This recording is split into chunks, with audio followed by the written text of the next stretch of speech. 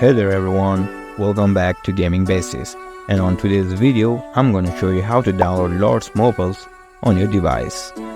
So without further ado, let's dive right into it.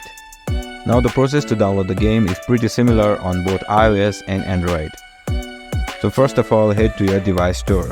It will be the Google Play Store if you are on Android and the App Store if you are on iOS. Go ahead and open your store. And on the search bar of the store, type in Lords Mobile. You can see the Lords Mobile app pop up right in front of your screen. Now to download and install the game, just tap on the install button which is right next to the app icon. The download and installation of the game should be automatic. And once the game is installed on your device, you can just open it from your store or you can open it from your device homepage. So that's it for today's video guys. I hope you learn how to download Lords Mobile on your device. But if you still have any confusion, feel free to leave your queries down in the comments. And don't forget to like and subscribe to our channel for more useful videos as such. And be sure to hit that notification bell so you never miss our future videos.